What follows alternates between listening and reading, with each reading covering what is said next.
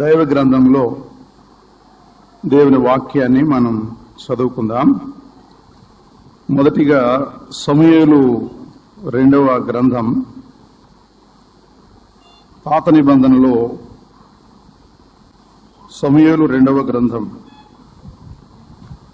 2వ అధ్యాయము 18వ వచనము నుండి మనం చదువుకుందాం.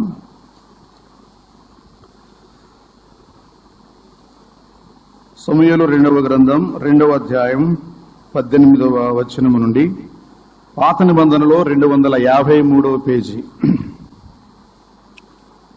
సెరూయా ముగ్గురు కుమారులకు యోవాబును అబీషయును అషాహేలును అచ్చట ఉండిరి. అషాహేలు అడవి లేడి అంత తేలికగా పరుగెత్తగలవాడు గనుక అతడు కుడి తట్టైనను ఎడమ తట్టైనను తిరుగక అబ్నేరును తరుముచుండగా, అబ్నేరు వెనుకకు తిరిగి, నీవు అషాహేలువా అని అతనిని అడుగగా, అతడు నేను అషాహేలునే అనెను. నీవు కుడికైనను ఎడమకైనను తిరిగి యవనస్తులలో ఒకని కలుసుకొని వాని ఆయుధములను పట్టుకొమ్ము అని అబ్నేరు అతనితో చెప్పినను, అషాహేలు ఈ తట్టైనను ఆ తట్టైనను తిరుగక అతని తరుముగా, అబ్నేరు నన్ను తరుముట మాని తొలగిపొమ్ము, నేను నిన్ను నేలకు కొట్టి చంపిన ఎడల నీ సహోదరుడుకు యోవాబు ముందు నేనెట్లు తలనెత్తుకొనగలనెను.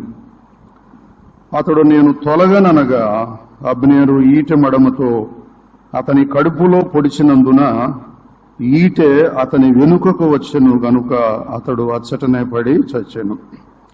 అషాహేలు పడి చచ్చిన స్థలమునకు వచ్చిన వారందరూ నిలువబడిరి గాని యోవాబును అబీషయును అబ్నేరును తరుముచు గిబియోనును అరణ్య మార్గంలోని గేహా ఎదుటి అమ్మాయును కొండకు వచ్చిరి. అంతటో సూర్యుడు అస్తమించెను. చిన్ని ప్రార్థన. ప్రభువు తన వాక్యాన్ని దీవించినట్లుగా కృపగల మా తండ్రి, మీ దీనదాసులను నిలిపి ఉపయోగిస్తూ వచ్చారు. మరొక బలహీనుడను, వట్టివాడను, జ్ఞానము తక్కువవాడను మీ ఆత్మతో నింపండి. చేరివచ్చిన ప్రియులు మీ బిడ్డలే.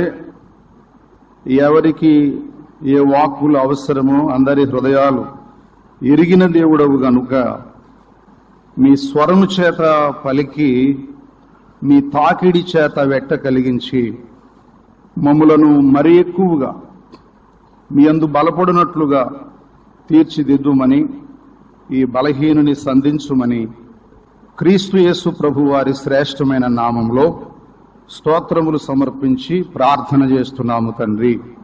ఆమేన్. ప్రభునందు ప్రియమైన సహోదరులారా, పాత నిబంధనలో వ్యక్తులు గాని, అలాగే నదులు గాని, లోయలు గాని, తోటలు గాని, కొన్ని మార్గాలు చెప్పాడు. అవి గాని, కొండలు గాని, వేటిని మనం చూసినా మన ప్రభు అయిన యేసుక్రీస్తును మనం గమనించవచ్చు తేటగా. చాలా మంది భక్తులు పాత నిబంధనలో స్పష్టమైనటువంటి భక్తి జీవితానికి కావలసినటువంటి ఒక నిబద్ధత కలిగిన జీవితాన్ని మాదిరిగా ఉంచారు. వారిలో చాలా మంది భక్తులు ఉన్నారు. ఈరోజు మనం చదువుకున్నటువంటి భాగంలో ముగ్గురున్నారు. కానీ ఒక వ్యక్తిని గురించి మనం ఆలోచన చేద్దాం. ఒకవేళ ఈ భాగం చదివేటప్పుడు, పాత నిబంధనలో పాఠ్య భాగం చదివేటప్పుడు కొంత కష్టంగా అనిపించవచ్చు కొంతమందికి, అందరికీ కాదు. అయితే ఒకటే తేటైన సందేశం ఏంటంటే, దేవుని కొరకైనటువంటి పరుగు. అది మన ముఖ్యమైన అంశం. దేవుని కొరకైనటువంటి పరుగు. సందర్భాన్ని మనం కొద్దిగా ఆలోచన చేస్తే, దావీదుకు సహోదరులు ఉన్నారు, అలాగే సోదరీలు కూడా ఉన్నారు. ఆ సోదరీలలో సెరూయా, ఆమెను గురించి మనం చూడండి. దినవృత్తాంతముల మొదటి గ్రంథం 2వ అధ్యాయము 13వ వచనం చదువుతున్నాను. యెషయి తన జ్యేష్ఠ కుమారుడైన ఏలియాబును, రెండవ వాడైన అబీనాదాబును, మూడవ వాడైన షమ్మాను, నాలుగవ వాడైన నెతనేలును, ఐదవ వాడైన రద్దయని, ఆరవ వాడైన ఓజమును, ఏడవ వాడైన దావీదును కనెను. సెరూయా, అబీగయిలు వీరి అక్క చెల్లెండ్రు అని రాస్తూ, సెరూయా కుమారులు ముగ్గురు, ఒకటి అబీషై, రెండు యోవాబు, మూడు అషాహేలు అని వ్రాశాడు. అలాగైతే దావీదు యొక్క అక్కకు ఉన్నటువంటి సంతానములో ముగ్గురు ప్రాముఖ్యమైన వ్యక్తులుగా మనం చూస్తున్నాం. దావీదు అందరికీ తెలుసు కదా, సుపరిచితమే. పాత నిబంధనలో దావీదు ఎరగిన వారు ఎవరు లేరు కదండి. కాబట్టి దావీదు అక్క సెరూయా కొంచెం క్రొత్తగా ఉండొచ్చు కొంతమందికి. వారిలో మరి ఆ సెరూయా సంతానములో ముగ్గురు, యోవాబు, అబీషై, అషాహేలు అని మనం చూస్తున్నాం. మనకు బాగా అర్థం అవడానికి దావీదుకు మేనల్లుళ్ళు అన్నమాట. ఎవరు? యోవాబు గాని, అబీషై గాని, అషాహేలు గాని సొంత మేనల్లుళ్ళు అని మనం గుర్తించాలి. సెరూయా చాలా భక్తి కలిగిన స్త్రీ. సెరూయా యొక్క భర్త అంత భక్తి గలవాడు కాదని చరిత్ర చెప్తుంది. బైబిల్లో మనకి స్పష్టమైన ఆధారాలు లేకపోయినా చరిత్ర చెబుతోంది. సరైన భక్తిని ప్రదర్శించని భర్త ఉన్న సెరూయా మాత్రం ప్రభు సన్నిధిలో స్పష్టముగా, యథార్థముగా, నీతిగా ఎదుగుతున్న ఒక దైవభక్తురాలు. దావీదును గురించి స్పష్టముగా తెలుసు ఆమెకు. అన్నలు చాలా మంది ఉన్నారు, వారి గుణగణాలు కూడా తెలుసు. ఎవరికి? సెరూయా అక్కకి తెలుసు బాగా.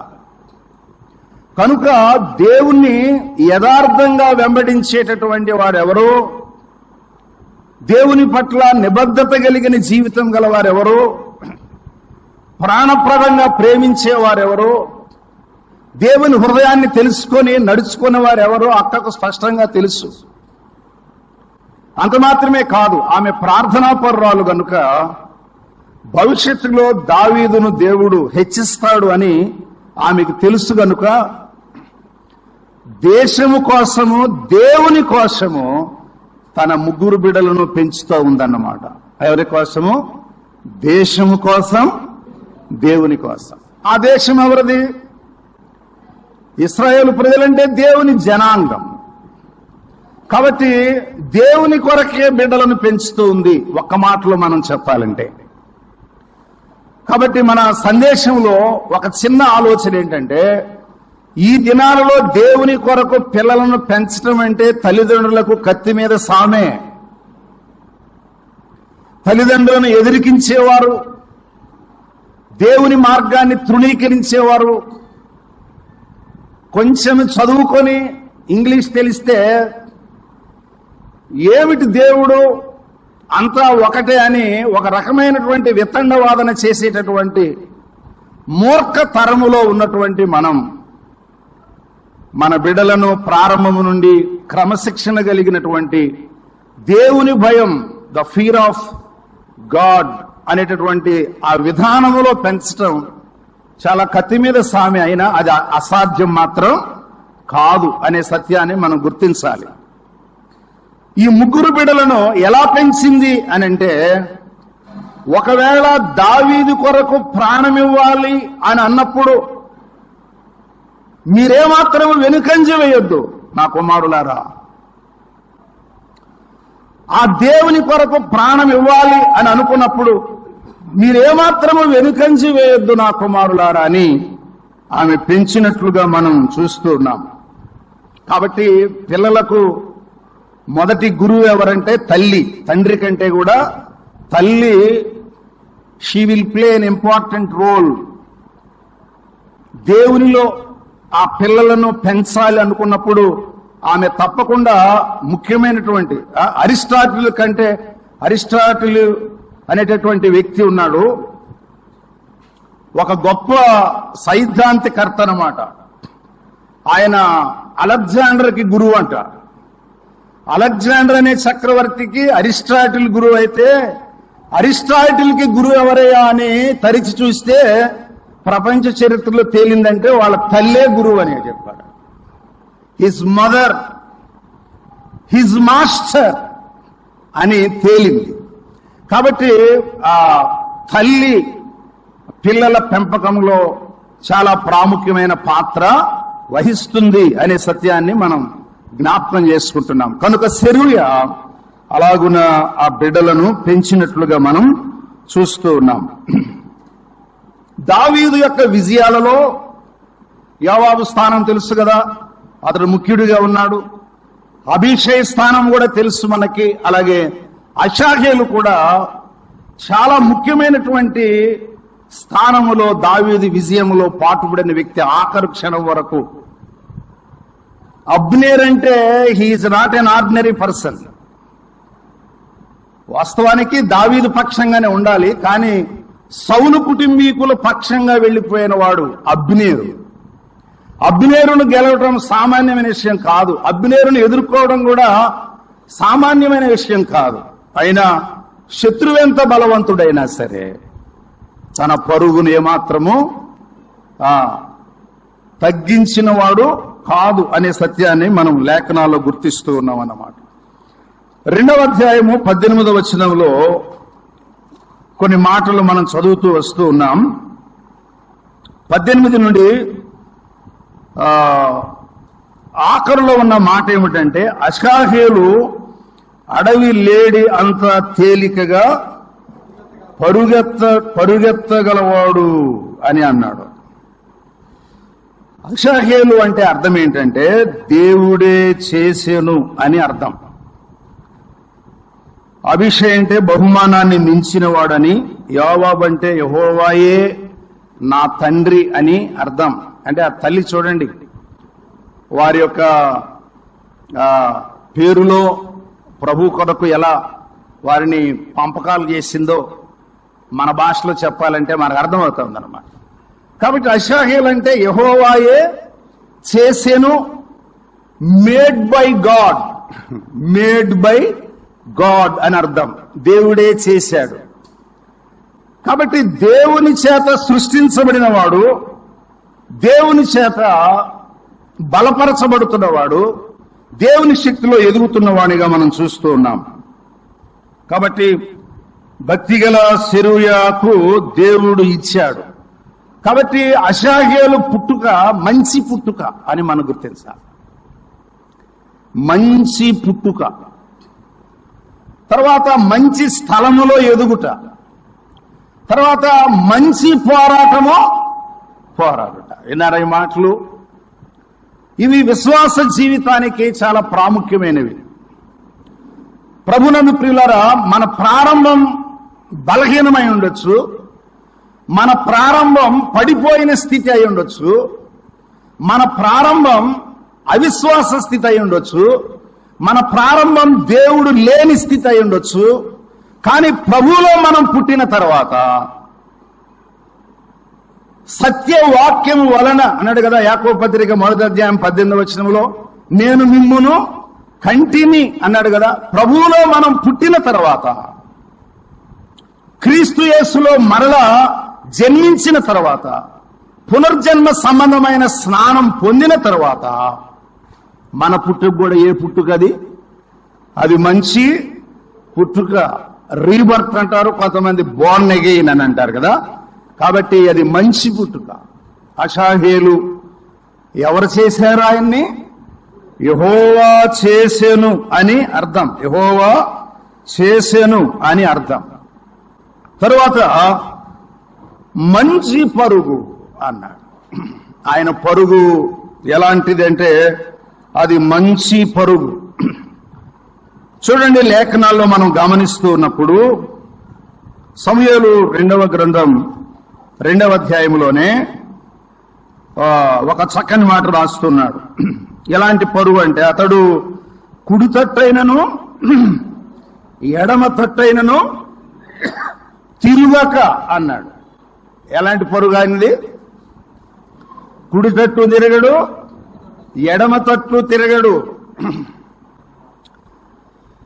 Beside is world before is cross of Calvary అన్నాడు ఒక భక్తుడు. నా ప్రక్కన లోకం ఉంది, నా ముందు సిలువ ఉంది. నా ముందు సిలువ, నా ప్రక్క లోకం.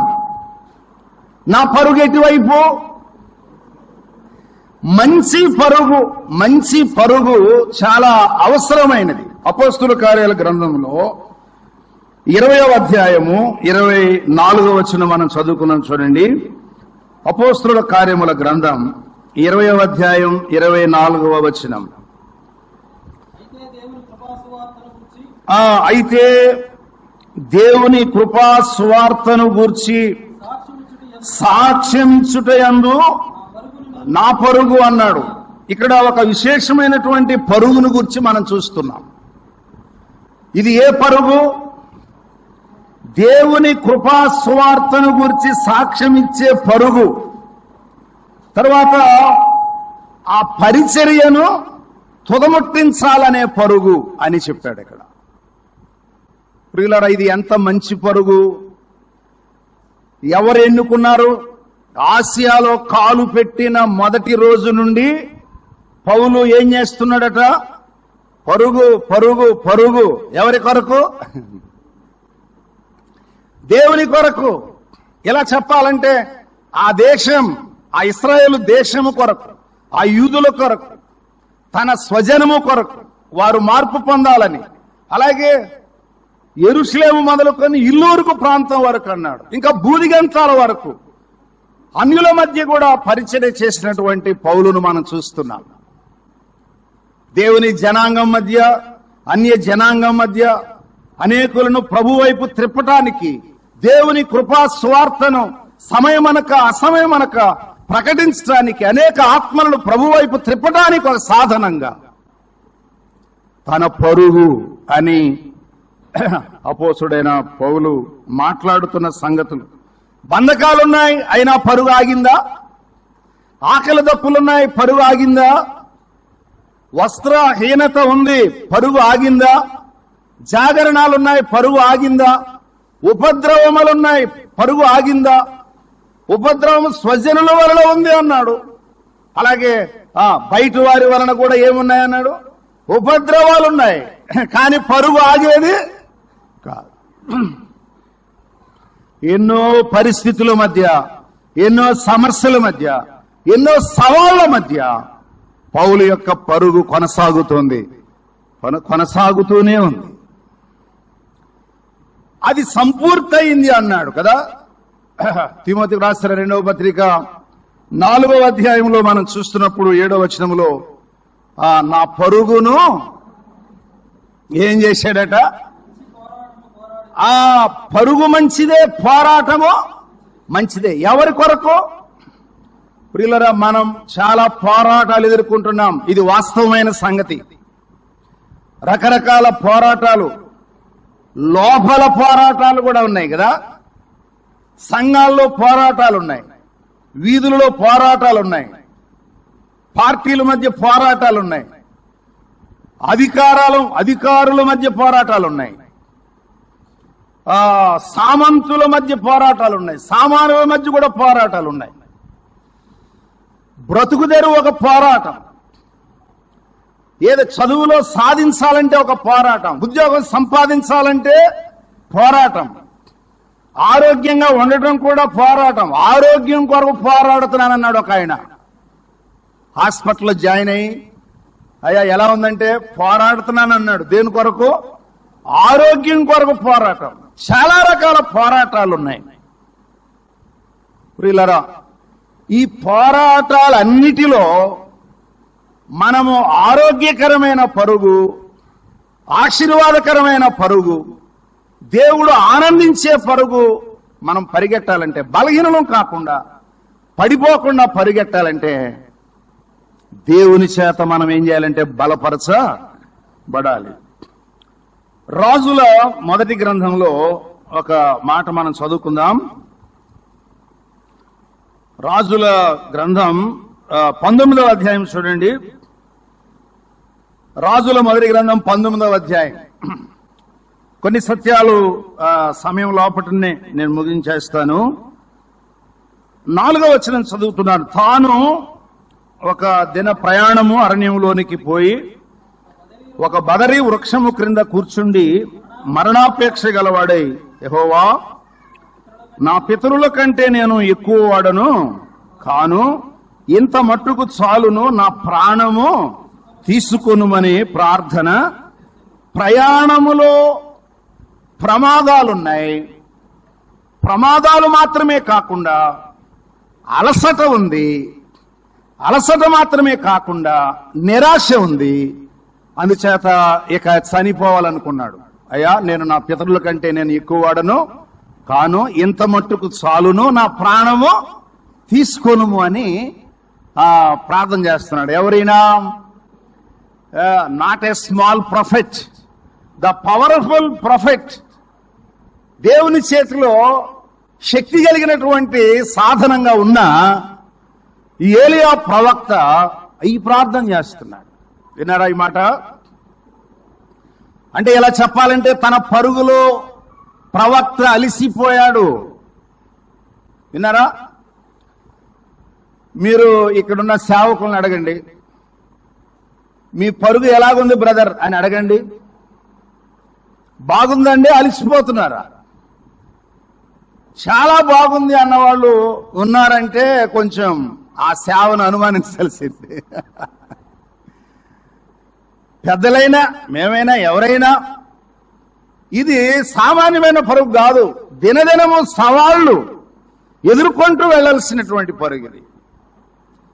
ఒక రకం చెప్పాలంటే కుదరని పరుగు ఇది. కానీ బాధతో వెళ్ళాలి. ఒక్కొక్కసారి దుఃఖం దిగమింగుకుంటూ సువార్త చెప్పాలి. కళ్ళమని నీళ్లు తిరుగుతున్నా ప్రభు కొరకు పోరాడాలి. విన్నారా? కొన్ని విషయాలు మీ సేవకులు మేము పంచుకుంటున్నప్పుడు ఎంత యథార్థంగా మనం ఉందామనుకున్నా, ఎంత కలిసి జీవించాలనుకున్నా, ఎంత సహవాసాన్ని నష్టపోకుండా కాపాడుకోవాలని ప్రయత్నం చేసినా అనేక సవాళ్లు మన గుండెని ఏం చేస్తుంటాయి? గాయం చేస్తాయి కూడా. ఇంకా ఏమనిపిస్తుందంటే, ఏమన్నాడు? ఇక చాలు, ఇక నా ప్రాణము ఇక చాలు. ఆయన ప్రాణం తీయటానికి కాదు ఏలియా అని పిలిచింది, ప్రాణముతో పరలోకం తీసుకెళ్ళాలి. ఎవరిని? ప్రాణం తీయటానికి కాదు. ఆయన ఆలోచన అలా ఉంది. ఒక ఆధిక్యత ఆయన బిడ్డకి ఇవ్వాలని ఆయన ఆశిస్తున్నారు. నీకు నాకు కూడా ఒక ఆధిక్యత ఇవ్వాలని. వాస్తవమే బలహీనులం, కానీ మనల్ని ఆయన విడిచిపెట్టేవాడు కాదు. నేనెప్పుడు బలహీనుడనో అప్పుడే ఎవరిని కొంచెం భోజనం చేశాక మత్తుగా ఉంటుంది. అందులో తాడువాయిలో భోజనం అంటే చెప్పక్కర్లేదు. కాబట్టి గ్యారంటీగా ఏమొస్తుంది? కాబట్టి మధ్యాహ్నం ఫస్ట్ అనగానే కొంచెం ట్లంగమంది నాకు. ఎందుకంటే ఇది కూడా సవాలే. ఈ వర్తమానం కూడా దేంతో కూడుకున్నది? సవాల్తో కూడుకున్నదే. సంతోషం, మీరు చాలా మంది వింటున్నారు. నేను కొంచెం బయటపడ్డాను. ప్రియులారా, జాగ్రత్త గమనించండి. ఆ పరిస్థితిలో ప్రభు సంధించి ఏం చేస్తున్నాడు? 5వ వచనం, అతడు బదరీ వృక్షము క్రింద. ఇవన్నీ మనకు బాగా తెలిసినవే, నా వరుసలో పెట్టుకున్నాను అంతే. అర్థమైందే చెప్పండి. మీ ఇంట్లో చేపల కూర వండారు అనుకోండి, తింటారు, బాగానే ఉంటుంది. మా ఇంట్లోకి వచ్చిన తర్వాత కూడా స్పెషల్ ఏంటంటే చేపల కూరే. కాబట్టి మీరు చదువుకునేటప్పుడు ఎలా అనుభవించారో నేను చదువుకునేటప్పుడు అలాగే అనిపిస్తాం. కానీ ఒక వరుస ఉంటుంది మనకి, ఆ వరుసలో దాన్ని పెట్టుకుంటాం అంతే. చూడండి జాగ్రత్తగా.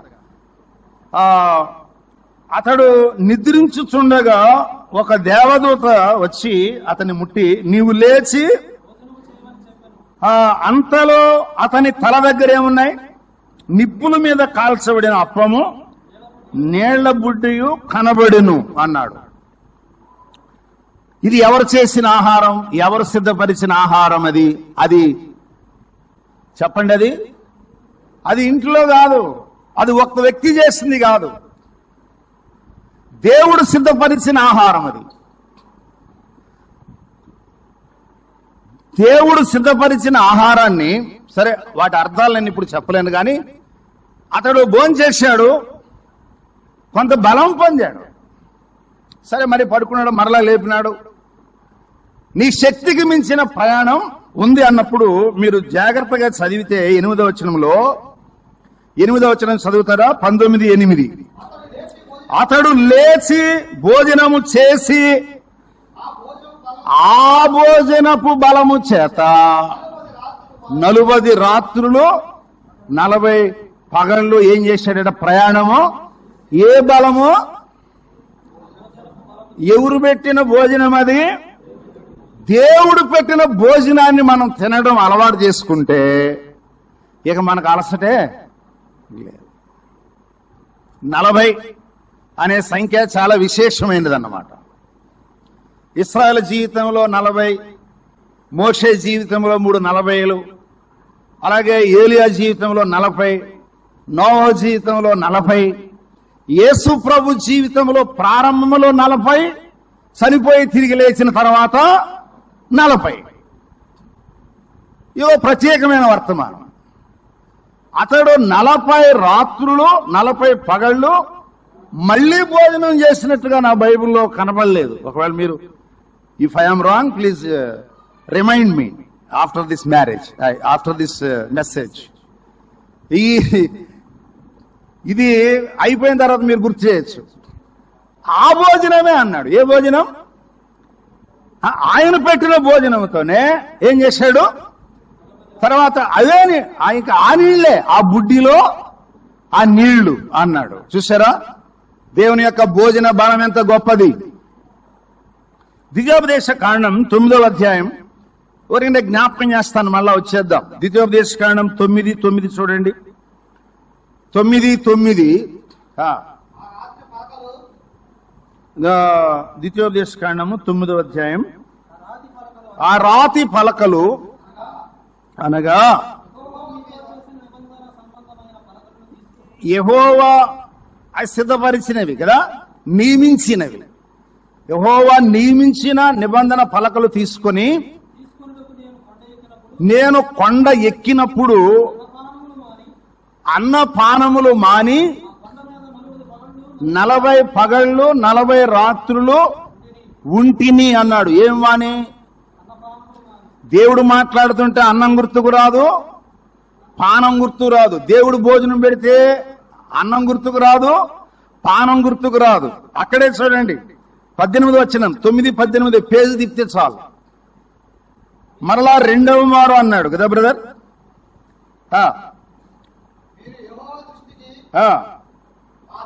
ఆ చెడు నడత నడిచినప్పుడు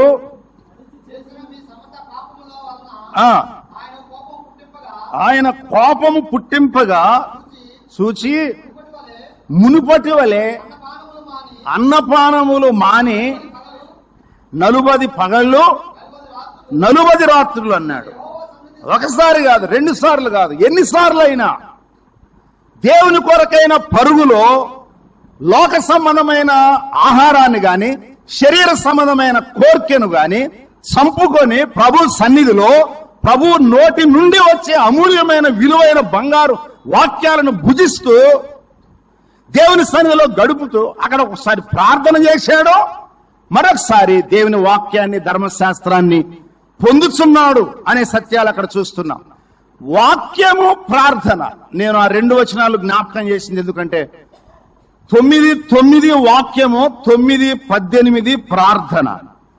ఇవి 2 విశ్వాసి పరుగులో బలాన్ని చేకూర్చేవి అనే సత్యం మనసులోకి ముద్రణగా వెళ్ళనివ్వండి.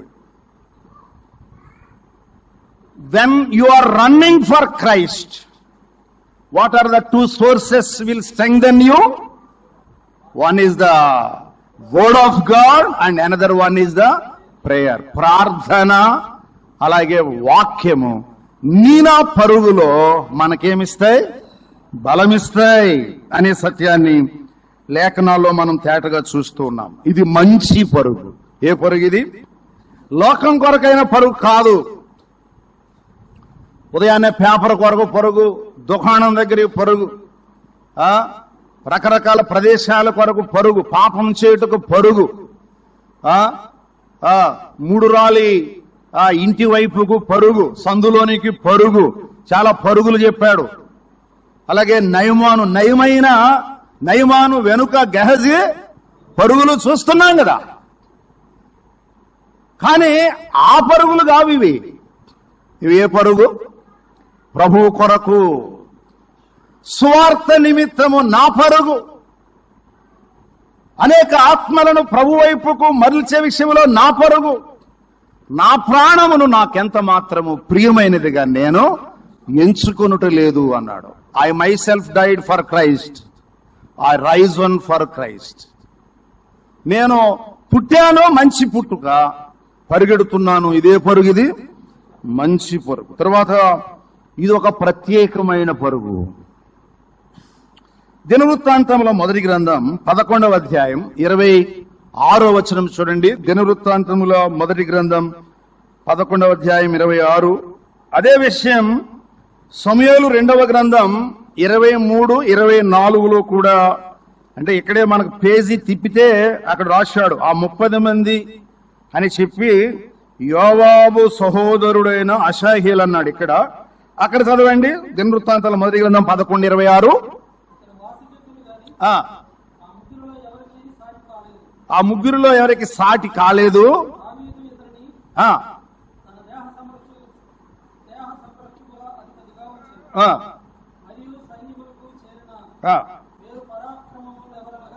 పరాక్రమములు ఎవరనగా, అదిగో చూడండి, పరాక్రమశాలిగా తన పరుగు ఎలా పరిగెడుతున్నాడండి. పరాక్రమశాలి, ధీశాలి, ధైర్యశాలి. పరాక్రమశాలి అంటే వాటమి కాదు, గెలుపు కొరకే ఉంటాడు. అంటే వాటమి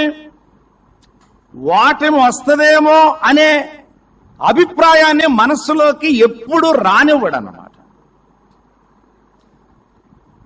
I am right, my running for Christ is also right అని అనుకున్నప్పుడు ఇక ఆ పరుగుకి ఏమి లేదు, వాటం లేదు.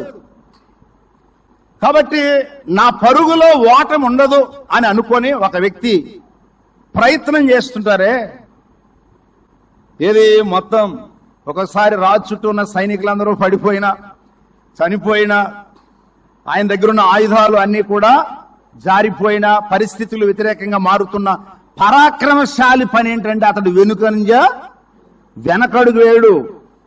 బ్యాక్ ఫుట్ అనేది లేదు.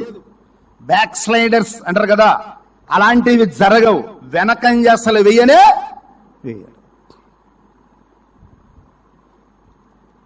ఒక సహోదరుడు, మనకు తెలిసిన ఒక బ్రదరు దేవుని పని చేస్తా ఉన్నాడు. ఆయన చెప్తాడు, ఒక్కొక్కసారి ఆదివారం చూస్తేనేమో ఆనందంగా ఉంది బ్రదరు, బైబిల్ స్టడీ కూడిక చూస్తేనేమో నీరసం వస్తుంది బ్రదరు, ప్రార్థనా కూడికలో చూస్తే ఈ పనికి దేవుడు అసలు నన్ను పిలిచాడా అని డౌట్ వస్తుంది బ్రదరు అన్నాడండి. ఎక్కడ అంటే ఆదివారం ఎలా ఉంది, బైబిల్ స్టడీలో ఎలా ఉంది, ప్రార్థనకు రమ్మంటే ప్రార్థనా కూడికలో ఎలా ఉంది. చాలా సంతోషం, మీరందరూ చక్కగా ప్రార్థన వీరులు, యోధులు, సిస్టర్స్. ఎందుకంటే మా సంఘంలో పాప కూడా మీ ఇక్కడ ఉంది కాబట్టి చాలా ఎక్కువ చక్కగా ప్రార్థన చేస్తారు, పని చక్కగా చేస్తారు, ప్రభు ప్రేమలు ఎదుగుతున్నారని విన్నప్పుడు నాకు చాలా సంతోషం కలుగుతుంది. కొన్ని స్థలాల్లో నిజంగా కొన్ని కూడికలకు హాజరవ్వాలంటే చాలా కష్టం. వాళ్ళ తండ్రి చనిపోయిన తర్వాత ఆయన పనిని కొనసాగించేటప్పుడు అసలైనది, బలమైనది ప్రార్థనని బోధిస్తూ ఉంటాం. కానీ ఆ సంఘంలో ప్రార్థనా కూడికి ఎవరు రారన్నప్పుడు అసలు నన్ను దేవుడు పిలిచాడని అనుమానంగా ఉంది అని అన్నాడు ఆ సేవకుడు. ప్రియులరా,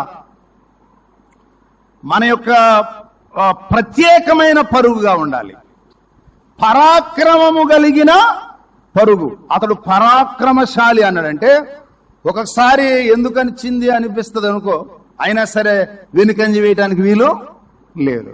అసలు ఆ మనసే రానివ్వకూడదట. అది పరాక్రమశాలి యొక్క లక్షణం అన్నాడు. అక్కడున్న వారు అందరిలో కూడా అశాహేలు ఎవరంటే ఒక ప్రత్యేకమైన వాడు. అందరిలో ఒకడు కాదు, అందరిలో అశాహేలు ప్రత్యేకం. అతడు ఒక ప్రత్యేకమైన వ్యక్తి, అతడు ఒక ప్రత్యేకమైనటువంటి విషనరీ, అతడు ఒక ప్రత్యేకమైన యోధుడు, అతడు ఒక ప్రత్యేకమైన పరాక్రమశాలి. తన జీవితాన్ని ప్రత్యేకంగా ఉంచుకుంటాడు.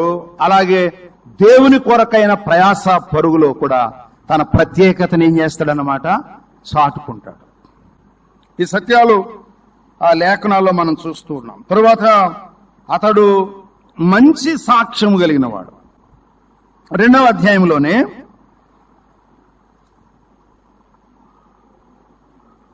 ఇక్కడ మనం ఆలోచన చేద్దాం. చూడండి, అబ్నేరుకి అతడు అశాహేలు అనే విషయం ఒకవేళ తెలిగిపోవచ్చు. ఇక్కడ వ్రాయబడిన మాట ఏమిటంటే 20వ వచనం చదవండి. అబ్నేరును తరుముచుండగా అని ముగించి 20 ప్రారంభం. అబ్నేరు వెనుకకు తిరిగి నీవు అశాహేలువా అని అతనిని అడుగగా అన్నాడు. అంటే అశాహేలు అని ఎలా తెలిసింది అబ్నేరుకి? ఒకవేళ అశాహేలు అయి ఉండొచ్చు అని ఎలా తెలిసింది? అది పరుగే. అతడు గుర్రం మీద బలంగా తోలుకుంటూ వెళ్ళిపోతున్నాడు. బలంగా వెళ్ళిపోతున్న వ్యక్తిని పరిగెడుతూ కలుసుకుంటున్నాడు. ఎవరు? చూసారా ఈ మాట? కాబట్టి పరిగెడుతూ కలుసుకుంటుంటే, అరే యోవాబు గురించి నాకు తెలుసు విన్నాను, అభిషై గురించి నాకు తెలుసు విన్నాను, అరే వీడు పరుగులోనే నన్ను మించిపోయి పరిగెడుతున్నాడే, అలాగైతే నేను వారి ముగ్గురులో చిన్నోడు బాగా పరిగెడతాడని విన్నాను, ఒకవేళ వాడే వీడు అయి ఉండవచ్చని నీవు ఎవరివి అని అడుగుతున్నాడు సార్. నీవు అశాహేలువా అని అతనిని అడుగగా అనే మాట మనం చూస్తున్నాం. అలాగైతే అతడు ఒక మంచి సాక్ష్యం కలిగిన వాడు అన్నమాట. ఏమిటా సాక్ష్యం? ఒడిగా పరిగెత్తుతాడు, తన పరుగే తన సాక్ష్యం. సామెతల గ్రంథం 22:29 చూడండి. సామెతల గ్రంథం 22వ అధ్యాయం 29వ వచనం. 22:29 తన పనిలో నిపుణత గలవానిని చూచితివా, అల్పులైన వారి ఎదుట కాదు రాజుల ఎదుట నిలుచును అన్నాడు. తన పనిలో ఏమాత్రము బద్ధకం లేదు, ఏమాత్రము వెనుకంజ లేదు, ఏమాత్రము కూడా నిరాశ లేదు, ఏమాత్రము కూడా నిస్పృహ లేదు. దావీదు అనుచరులుగా దావీదు కొరకు ప్రాణం పెట్టడానికి కూడా మనం ముందుగానే విన్నాం. ఒక సాధకం చేయబడిన వాడు ప్రారంభం నుండి కనుక అతడు ఏమాత్రము తగ్గట్లేదండి, ఏమాత్రము తగ్గిపోకుండా ఆ పరిగెడుతూ ఉంటే అది తప్పనిసరిగా ఇతడు ఎవరై ఉండొచ్చు, అశాహేలే అని. నువ్వు అశాహేలువా అని అన్నాడు. ప్రియమైన సోదరులారా, మన నిపుణత కలిగిన పని ప్రభువులో, దానిని బట్టి ఒక మంచి ప్రార్థనా పరుడు నీవు ఫలాని వ్యక్తి అయి ఉండొచ్చు, ఒక మంచి వర్తమానికుడు, ఒక మంచి సువార్తను అందించి అనేక ఆత్మలను నడిపించగలిగిన వాడు, ఒక మంచి పాలన కలిగిన వాడు, లేకపోతే ఒక మంచి దృష్టి కలిగిన వాడు, దృక్పథం కలిగిన వాడు, దేవుని ఎడల నిబద్ధత కలిగిన వాడు, క్రమశిక్షణ కలిగిన వాడు అని మనం అనేకుల ఎదుట పేరు పొందాలి.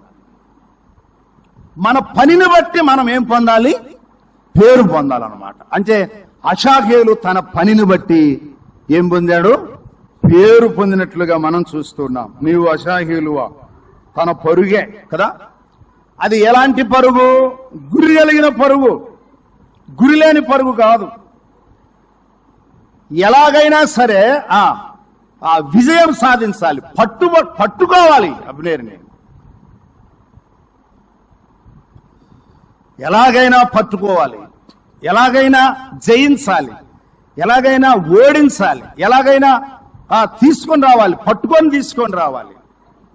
తల వంచేటట్టు చేయాలి, శత్రువు తల వంచేటట్లు చేయాలి అని చెప్పి అతడు ఏం చేస్తున్నాడు? పరిగెడుతున్నాడు అన్నమాట.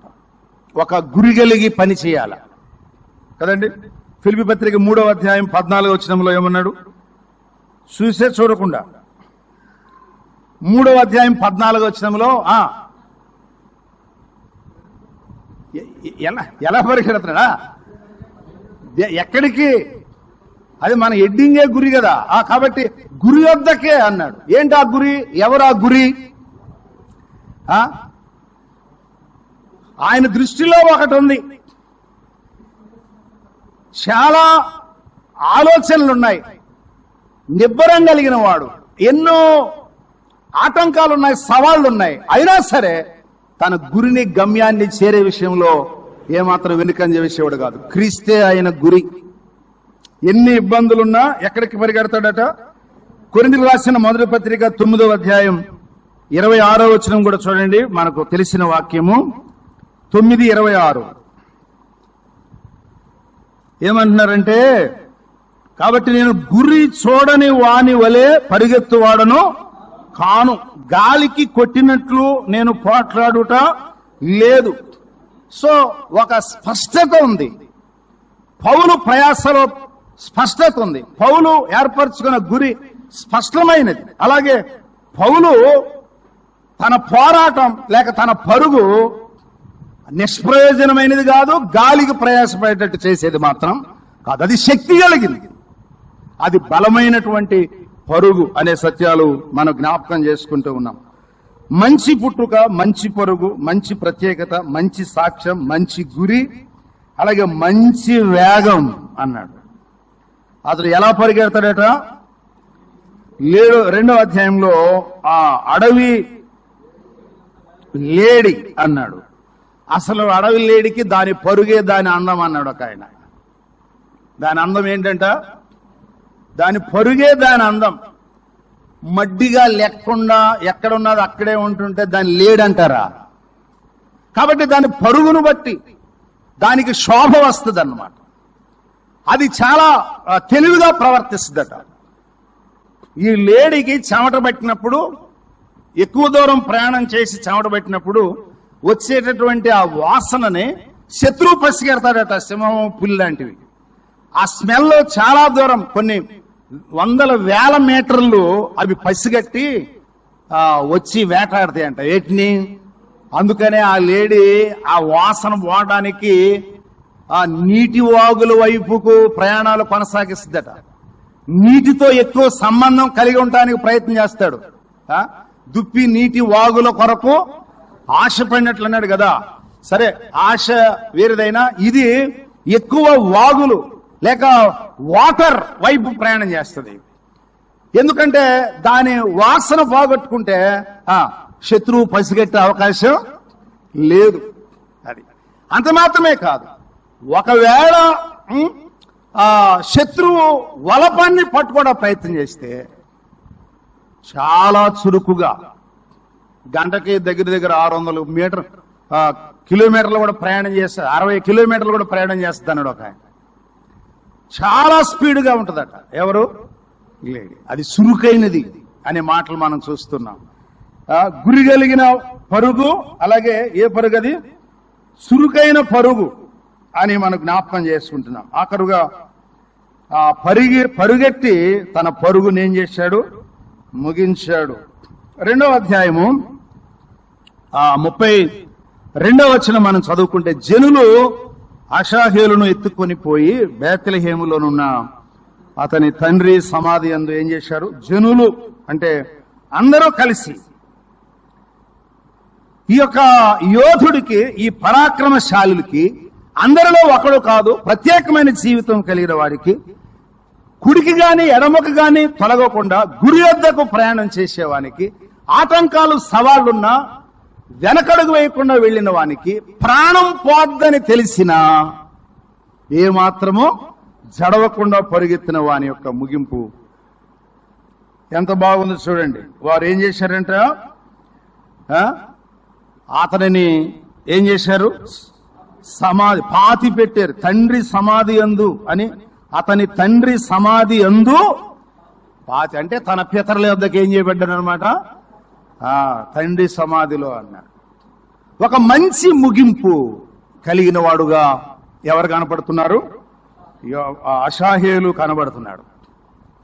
మన ప్రభువైన యేసుక్రీస్తు భూలోకములో ఉన్నప్పుడు ఆయన పరుగు, సేవా పరుగు, మార్క్స్ వార్తలో వెంటనే ఆయన నాయనను ఊరికి వెంటనే వెంటనే వెంటనే అంటే ఆయన ఎక్కడా ఏం తీసుకోవట్లేదు, రెస్ట్ లేదు, ఫాస్ట్ గా వెంటనే. ఆయన స్వార్థ పరిచర్యలో 3.5 సంవత్సరాలలో ఆయన పరిచర్యలో అలుపెరగడు. పగలంతా పని చేస్తున్నాడు, రాత్రంతా ప్రార్థన చేస్తున్నాడు, ఎండవేళ కూడా పరిగెడతాడు. మధ్యాహ్నపు వేళ ఆ సమరయ స్త్రీ దగ్గరికి ఏం చేశాడు, ఆయన ముందుగానే వెళ్లి కూర్చున్నాడు. చూడండి, ఆత్మల రక్షణ కొరకు, ఆత్మల క్షేమం కొరకు, దైవ సంబంధమైన విషయంలో, రాజ్య స్వార్థ ప్రకటన విషయములో, అనేకులను ప్రభువులో బలపరచుటలో, నీతి మార్గమును బోధించుటలో, తండ్రిని గూర్చి, తండ్రికి లోకములో ఉన్న మానవుల పట్ల ఉన్న ప్రణాళికను వివరించుటలో, తండ్రి ప్రేమను చూపుటలో, తండ్రి మార్గంలో నడుచుటలో, తండ్రి నియమించిన పనిని సంపూర్తి చేసే విషయంలో తన పరుగును ఎక్కడా కూడా పాపము లేకుండా, మంచి సాక్ష్యం కదా, పాపం ఎరుగడు, పాపము చేయలేదు, ఆయన యందు పాపమే లేదు, లేనివానుగా జీవించాడు. నాలో పాపం ఉన్నదని మీలో ఎవరు స్థాపించును అన్నాడు. ఆ దావీదు కొరకు అని అన్నాడు, కానీ ఆ తండ్రి ఇష్టాన్ని నెరవేర్చడానికి కుమారుడైన యేసుక్రీస్తు ప్రభు తన ప్రాణాన్ని ఏం చేశాడు, కలువరి శిలువలో అర్పించాడు. మరణము వరకు ఆయన పరుగు ఆగలేదు. మనందరినీ విమోచించడానికి, అగ్ని నుండి తప్పించి నిత్యరాజ్యానికి వారసులుగా చేయడానికి. ఆకాశమును సృష్టించిన వాడు, భూమిని సృష్టించిన వాడు ఆకాశమునకు భూమికి మధ్యలో వేలాడుతూ ఉన్నాడు. ఎవరి కొరకు? నీ స్థానములో నా స్థానములో నిలువబడి మన మీదికి రావలసిన శిక్ష అంతటినీ భరించాడు. ఎవరి కొరకు? అది మన స్థానం. ప్రియమైన సోదరి సోదరుడా, ఇంకా లోకపు పరుగును మాని ఆత్మీయ పరుగులోనికి, ప్రభు మార్గంలోనికి, దైవ ప్రణాళికలోనికి వచ్చి అగ్నిని తప్పించుకొని నిత్యరాజ్యానికి వారసులు కావాలని నమ్మని వారు ఎవరైనా ఉంటే, ఈ లోకపు పరుగు యొక్క అంతం ఏంటో తెలుసా? నిత్య నరక అగ్ని గొండ. దైవక పరుగు అంతం ఏంటో తెలుసా? అది బహుమానముతో కూడినది, మహిమతో కూడిన పరుగు. ఈ పరుగును మనము ఆఖరు క్షణం వరకు తుదముట్టించి తండ్రి చిత్తమును నెరవేర్చబద్ధులమై ఉన్నాం. అనేక పరిస్థితుల మధ్య ఆశీర్వాదకరమైన పరుగు కలిగి ఉందాం. దేవుడు తన పరిశుద్ధ వాక్కులు దీవించును గాక. ప్రేమగల మా తండ్రి, ప్రకటించిన మాటలు ఫలింప చేయమని మరొక మీ దాసులు మా ప్రభువా నిలబడుతూ ఉండగా మీ ఆత్మతో నింపి మా అందరికీ ప్రయోజనకరమైన సాధనముగా వాడుకొనమని యేసుక్రీస్తు ప్రభు వారి శ్రేష్టమైన నామంలో ప్రార్థన చేసి వేడుకుంటున్నాము తండ్రి. ఆమేన్.